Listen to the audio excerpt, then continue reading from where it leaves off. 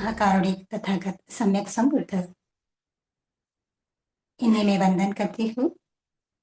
उनके द्वारा उपदिष्टित सद्धम्म जो सभी के लिए महान मंगलकारी है, उस सद्धम्म को मैं वंदन करती हूँ। और अनुत्तर पुण्य क्षेत्र ऐसा संघ है, उस संघ को मैं वंदन करती हूँ। आप सभी के प्रति बहुत बहुत मंगल कामनाएं करती हूँ। आशा करती हूँ कि आप भगवान बुद्ध का जो महान मंगलकारी सद्धम्म है, उसे निरंतर श्रवण करके पुण्य अर्जित कर रहे हैं और आचरण भी कर रहे हैं। तो आज हम महाकारुणिक तथागत सम्यक संबुद्ध, इस शासन के जो बुद्ध हैं, वहां पे एक अरहंत थेरी के बारे में, उनके जीवनी के बारे में आज हम जानेंगे, जिनका नाम है उप्पल वन्ना।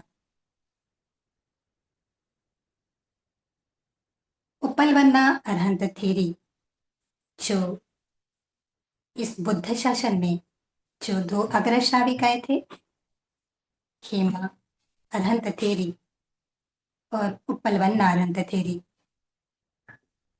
भगवान बुद्ध कहते हैं कि अगर कोई भिक्षुनी जीवन जीना चाहती है तो उनके लिए आदर्श है अरहंत थेरी खेमा जी और अरहंत थेरी उप्पलवन्ना जी। तो जानते हैं आज जो अरहंत थेरी उप्पलवन्ना है,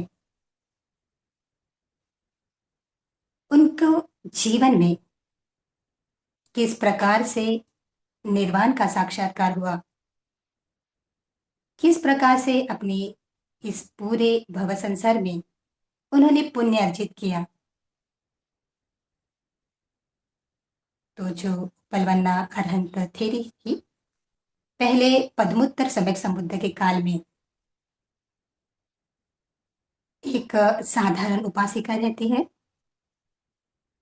और नित्य ही भगवान बुद्ध का जो उपदेश है, वो उपदेश श्रवण करने जाती है।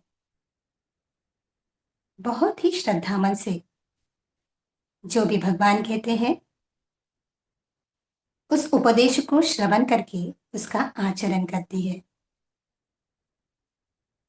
एक बार जब वो वहां पद्मोत्तर सम्यक संबुद्ध के दर्शन करने और उनसे उपदेश सुनने जाती है, तब तथागत एक भिक्षुनी के बारे में बताते हैं कि ये जो भिक्षुनी है, वो रिद्धि बल में, रिद्धिपाद में अग्र है।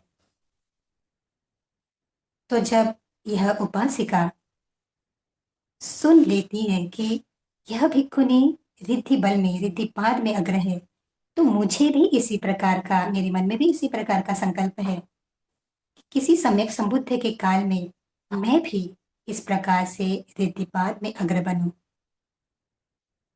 तो ये संकल्प मन में लेते हुए तथागत सम्यक संबुद्ध से याचना करती है कि आप और संघ जो है वो आज से 7 दिन कंटिन्यूअसली, लगातार, निरंतर मेरे घर में भोजन का स्वीकार कीजिए। 7 दिन मैं यह भोजन दान करना चाहती हूँ। तो जो तथागत है उस आमंत्रण को स्वीकार कर लेते हैं और बहुत ही श्रद्धा युक्त चित्त से वह उपासिका है, वो उपासिका इस प्रकार से भगवान को और उनके संघ को भोजन दान देती है। और 7 दिन के भोजन के बाद अंतिम दिन भगवान से याचना करती है कि मुझे भी इस प्रकार से जो इद्धिपाद है उसमें अग्र भिक्षुनी बनना है। तो मेरा यह संकल्प है। इस प्रकार से वो जो संकल्प है भगवान को बताते हैं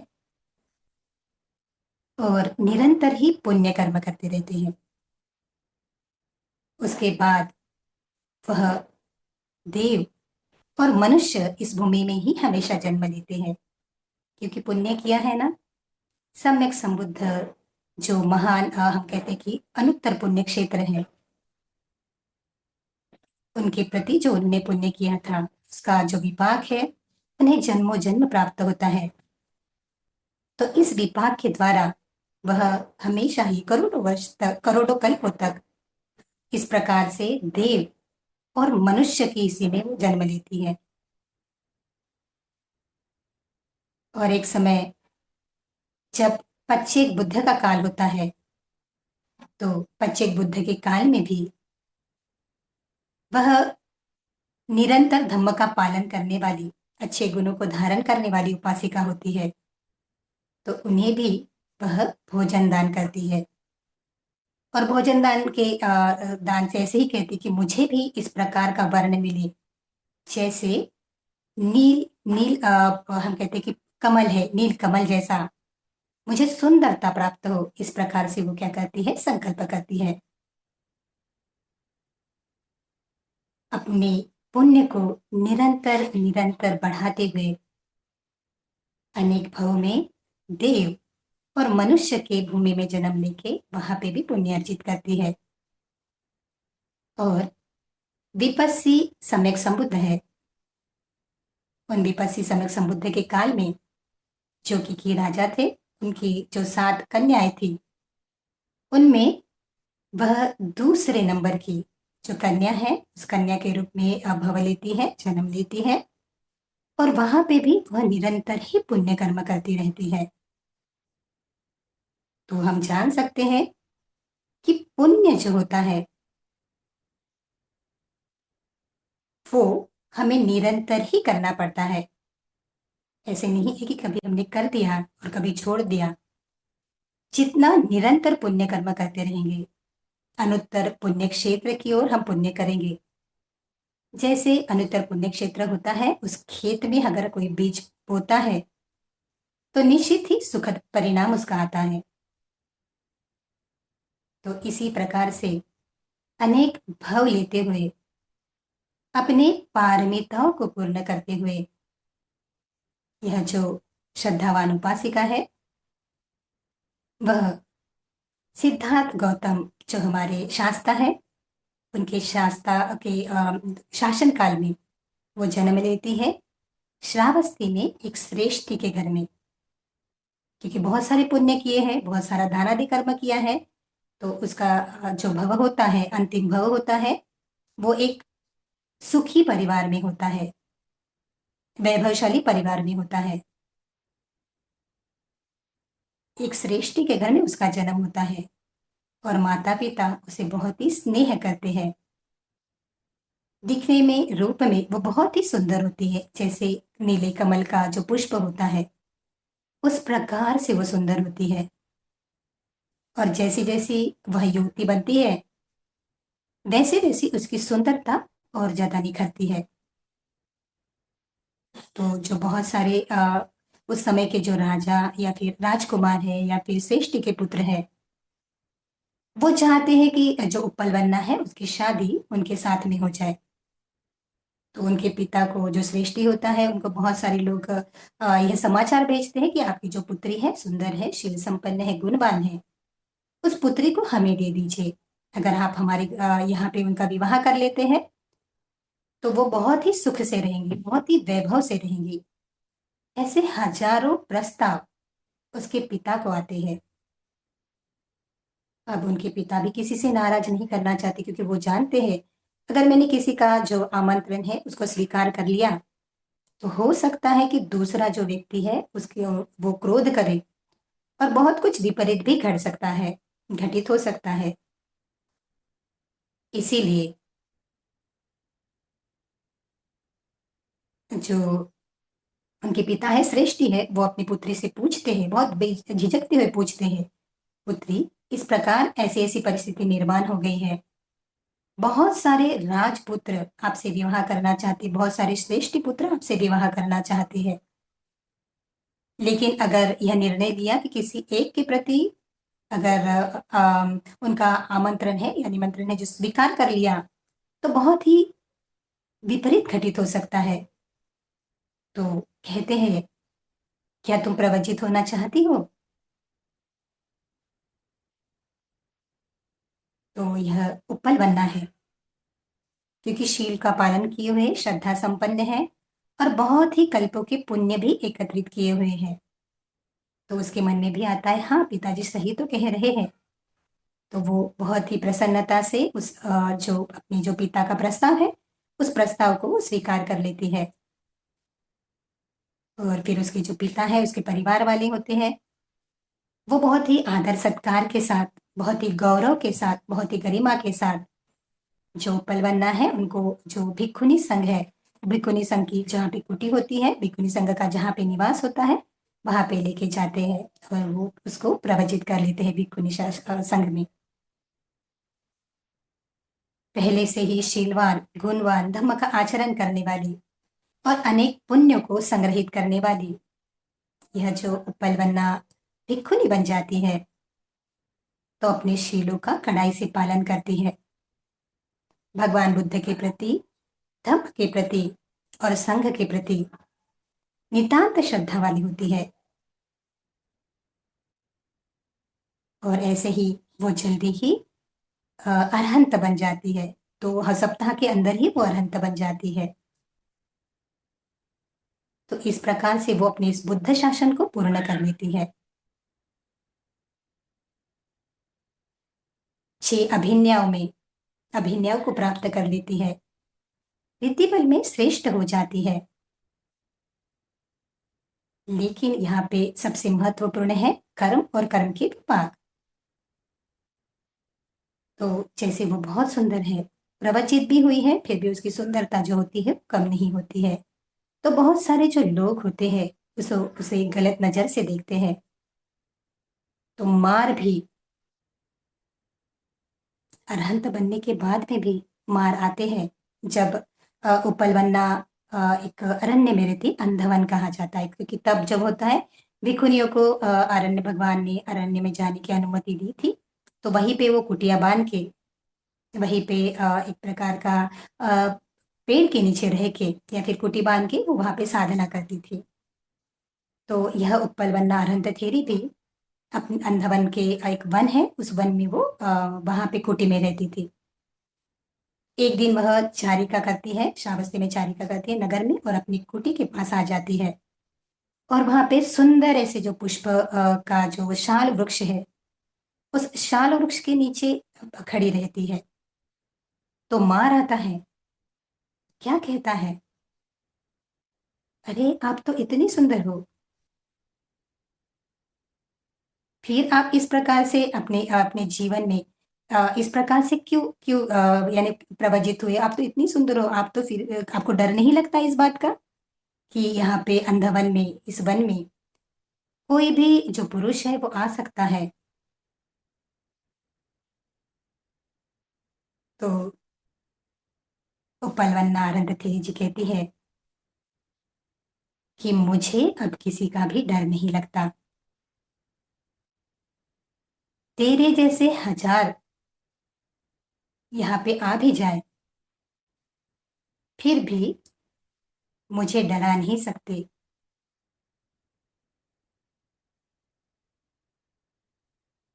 कितनी भी विपरीत परिस्थिति आ जाए, फिर भी मैं या फिर मेरा चित्त जो है इस प्रकार से डर नहीं सकता। तो इस प्रकार वो मार को बताती है कि मार, मैंने तुझे पहचान लिया है। तो मार को भी लगता है, अरे ये ये तो अरहंत हो गए हैं, ये तो अभी मुझे पहचानते हैं, यानी उनको बल प्राप्त हो गया है। तो वहां से चला जाता है, जानता है कि अभी मैं यहाँ पे इनको बाहर यहाँ पे फिर से वहां पे नहीं लेके आ सकता हूँ काम जीवन में। तो इस प्रकार से मार भी अरहंत थेरी जो है उपलवन्ना जी उनको डराने के लिए जाते हैं, क्योंकि उनका तो काम ही इस प्रकार से होता है। और एक बार ऐसे होता है कि जब यह अरहंत थेरी फिर एक बार नगर में जाती है, चारिका करती है और अंधवन में वापस जाती है अपनी कुटी में। उस समय जो उसका ममेरा भाई होता है, नंद नाम का, वो उपलवन्ना जो गृहस्थी उपासिका होती है, तब बहुत ही उसके प्रति आसक्त हो जाता है। और जब वो भिक्षुनी भी बन जाती है, जब वो अरहंत भी हो जाती है, फिर भी उसके प्रति आसक्ति रखता है, उसे पाना चाहता है। वह ये नहीं समझता कि वो अभी भिक्षुनी बन गई है या फिर वो अरहंत है, क्योंकि अविद्या है ना। जब किसी व्यक्ति पे अविद्या चढ़ जाती है, वो अविद्या में आता है, मोह में आता है, तो जान नहीं पाता कि मैं क्या कर्म कर रहा हूँ। अपने कर्म के प्रति पूरी तरह से बेहोशी में चला जाता है। तो इसी प्रकार से ये जो नंद होता है, उसे समझ में नहीं आता है कि वो क्या करे।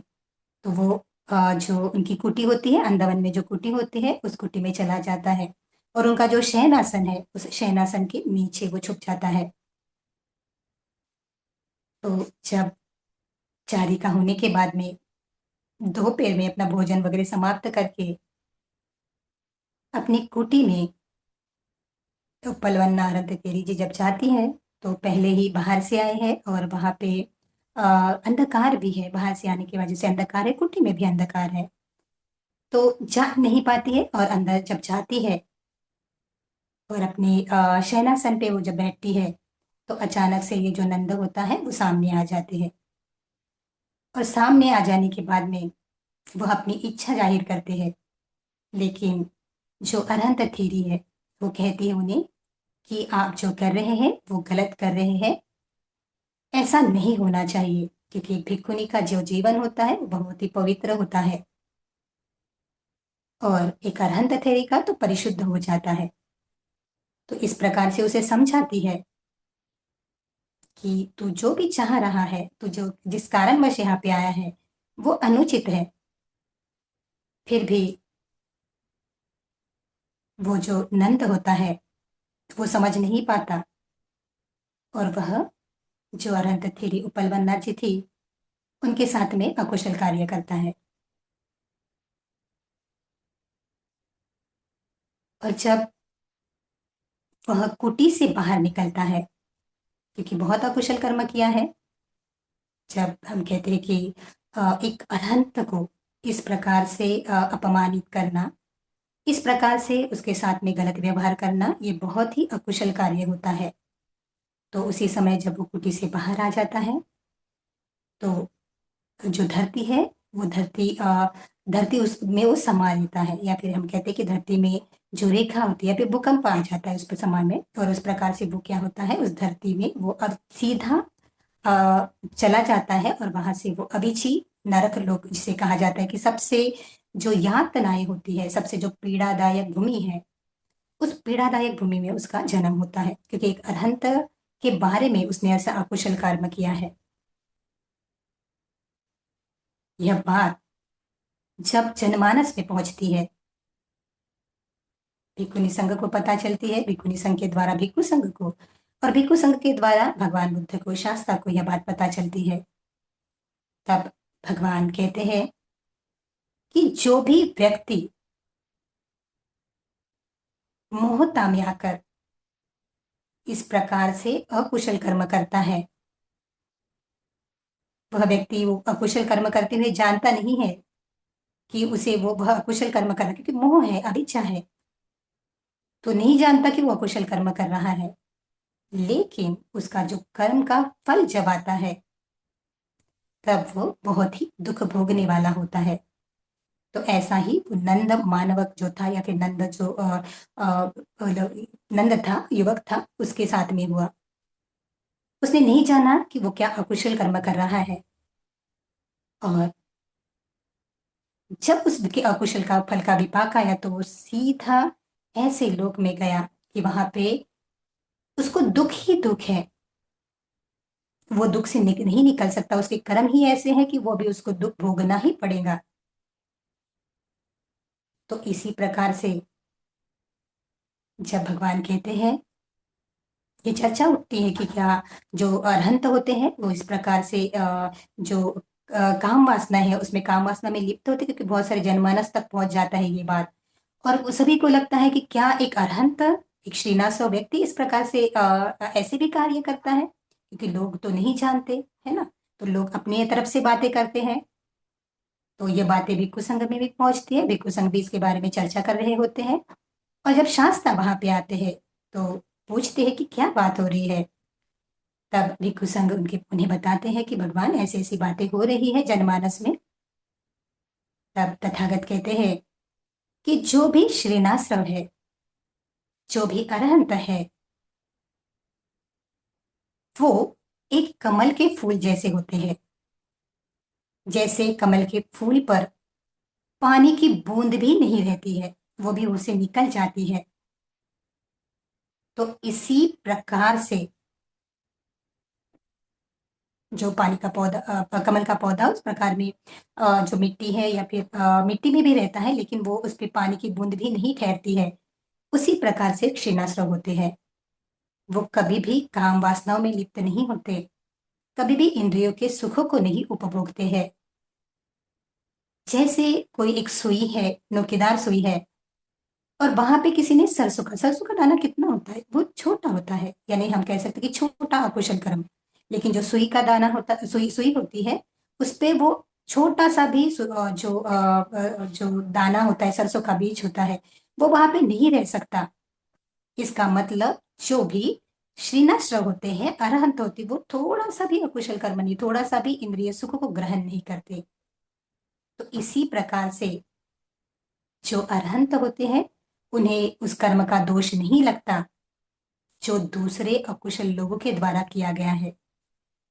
तो इस प्रकार से जो भगवान है, अनंत थेरी के बारे में बताते हैं कि इन्हें कोई भी दोष नहीं लगा है। यह जो है वो परिशुद्ध है, इस प्रकार से सभी लोगों को बताते हैं। इस प्रकार से जो अरहंत थेरी है, अरहंत होने के बाद में भी अपने जीवन में इस प्रकार से जो दुख है, वो दुख को उसको सहन करना पड़ता है। तो बहुत ही सुंदरता से वो अपने जीवन में बताती है कि क्या कहती है जब वो अरहंत हो जाती है।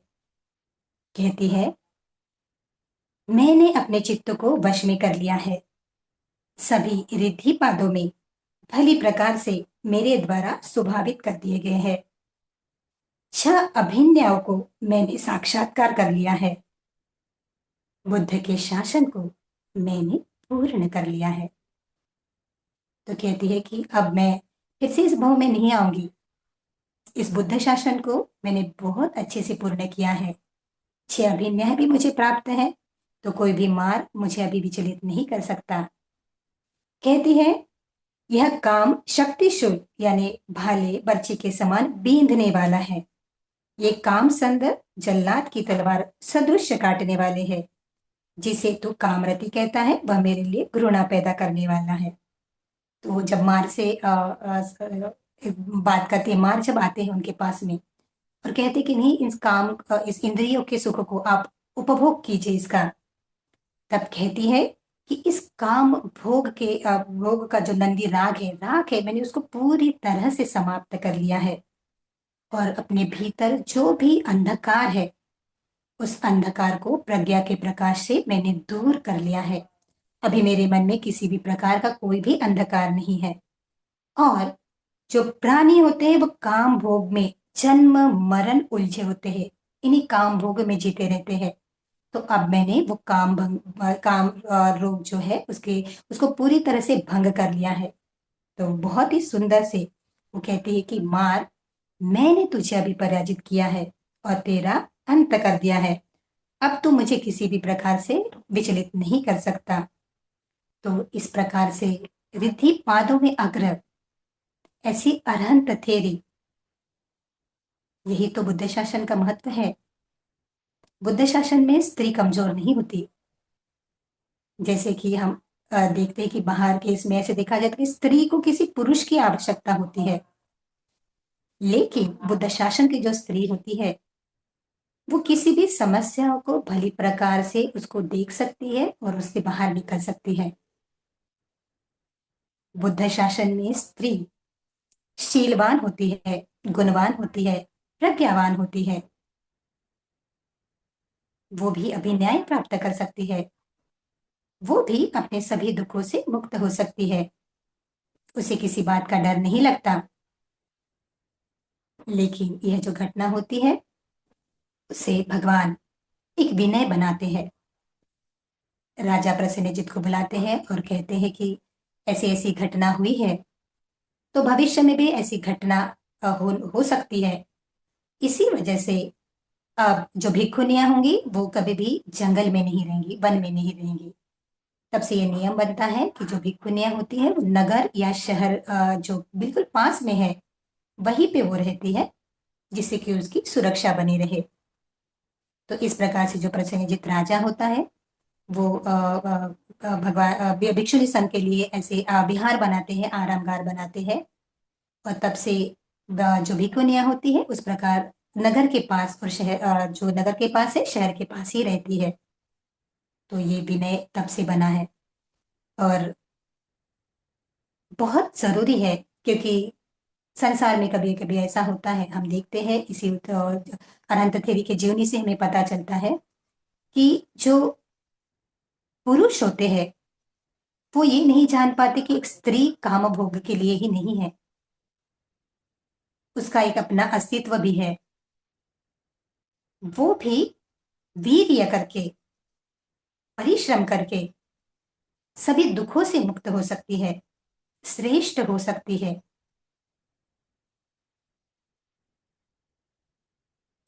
तो इस प्रकार अगर हर कोई यह जाने कि भगवान बुद्ध का जो शासन है वो सभी के लिए है, स्त्री और पुरुष दोनों के लिए। हमें हमारे लोभ, दोष और मोह, इनको अगर कोई व्यक्ति नष्ट कर देता है, पूरी तरह से नष्ट कर देता है, तो वो सही अर्थ में सर्वश्रेष्ठ बन जाता है। तो इस प्रकार की जो हमें बहुत ही अच्छे से समझ में आता है कि इतने विपदाओं के बावजूद, इतने संकटों के बावजूद जो पलवना अनंत थेरी थी, उन्होंने उन सब का सामना किया। तो बहुत ही आदर्शमय है कि उनके जीवनी से हम ये ले सकते हैं कि स्त्री भी इस प्रकार से अपने दुखों से मुक्त होती है। तो एक बार सिर्फ केवल इतना ही नहीं, जो पलवनारंत थेरी है वो लीडिंग कैपेसिटी जो होती है, नेतृत्व क्षमता है, नेतृत्व क्षमता में भी वो बहुत ही अच्छी थी, धम्म को सिखाने में भी बहुत अच्छी थी। तो एक बार एक राजा होते हैं, वो बहुत सारे लोगों के साथ में भगवान के पास जाते हैं, जैसे गंगा नदी से जाते हैं। तो रिद्धि बल से ये कहते हैं कि रिद्धि बल से मीन्स सत्य क्रिया करते हैं कि हमें भगवान के पास जाना है, और इस प्रकार से ये जो नदी है वो हमें कोई भी हानि पहुंचाए बिना उस तट में हमें पहुंचाया जाए। तो इस प्रकार से ऐसे ही होता है, वो बिना किसी विपरीत घटना के जो राजा और उसके साथ के जो लोग होते हैं वो गंगा नदी के तीर चले जाते हैं और भगवान से वहां पे जाके भगवान का धम्म श्रवण करते हैं। और जब उनकी स्त्री होती है, उनकी जो स्त्रियां होती है वो भी इसी प्रकार से, अनुजा नाम की जो महारानी होती है वो भी इसी प्रकार से अपनी जो महाराज और बाकी की जो लोग गए हैं उनकी भी जो पत्नियां होती है उनको साथ में लेके इसी प्रकार से देखती है कि अरे राजा का रथ तो यहाँ पे नहीं है, गंगा के इस किनारे नहीं है, तो कहाँ गए। तो देखती है कि रथ वो उस पार में है, तो सत्य क्रिया करती है कि भगवान का जो धम्म है वो केवल पुरुषों के लिए नहीं है, स्त्रियों के लिए भी है। तो इसी प्रकार से मैं भी इस प्रकार से, हम लोग भी इस प्रकार से उस पार में चले जाए, ऐसी सत्य क्रिया करती है। और वो लोग भी उस जो नदी है उससे पार चली जाती है। अपना अपना बल है, सत्य क्रिया का बल होता है, पुण्य का बल होता है। तो जब जाते हैं वहां पे तो भगवान इस प्रकार से ये करते हैं कि वो जो राजा है और बाकी के जो लोग हैं वो इन्हें ना दिखे। तो इस प्रकार से भगवान कहते हैं, और जब धम्म देते हैं, वो जो अनुजा महारानी होती है और बाकी की जो स्त्रियां होती है उन्हें धम्म देते हैं। तो धम्म को श्रवण करने के बाद में वो जो वो जो स्त्रियां होती है वो वहां पे सुत्तापन्न अवस्था को प्राप्त होती है। तो अब तो वापस गृहस्थी जीवन में जाने का कोई उद्देश्य ही नहीं है। तो इस प्रकार से भगवान याद करते हैं उपलवन्ना अनंत थेरी को, और उपलवन्ना अरहंत थेरी क्योंकि रिद्धिबन में आगे है, तो वहाँ आ जाती है और देखती है कि वहाँ पे बहुत सारी स्त्रियाँ हैं, लगभग 1000 के आस-पास जो स्त्रियाँ हैं, तो उन्हें संघ में प्रवचित करती है, भिक्षुणी बनाती है और अपनी जो भिक्षुणी संघ है, जहाँ पे उनका निवास है, वहाँ पे लेके जाती है। तो जो पलवन्ना अरहंत थीरी थी, वो नेतृत्व क्षमता में भी बहुत अच्छी होती है। उनका जो धम्म के देशना देने की जो हम कहते हैं कि धम्म को बहुत अच्छे से समझाने के लिए भी बहुत अच्छे से वो समझा सकती है। तो इस प्रकार से जो अरहंत उपलवन्ना थीरी है, केवल रिद्धि बल में ही नहीं, धम्म को बताने में भी, संघ को चलाने में भी बहुत महत्वपूर्ण जो पाठ है, वो महत्वपूर्ण पाठ इस बुद्ध शासन में उनका है। तो नमन है, कोटि-कोटि नमन है ऐसे अनंत थेरियों को, जिन्होंने अपने जीवन में, अपने बहुत से कल्प में इतने सारे पुण्य अर्जित किए और अपने जीवन में इतनी विपरीत परिस्थिति आने के बावजूद वो समाज के लिए आदर्श बनी, धम्म के लिए आदर्श बनी, स्त्री रत्नों में उत्तम रत्न बनी। भगवान कहते हैं कि अगर भिक्षुनियाँ हो और उन्हें किसी का आदर्श रखना है, तो अरहंत थेरी खेमा और अरहंत थेरी उपलवन्ना का उन्होंने आदर्श रखना चाहिए। तो कोटि-कोटि नमन करते हैं पूजनीय अरहंत थेरी उपलवन्ना जी को। साधु, साधु, साधु।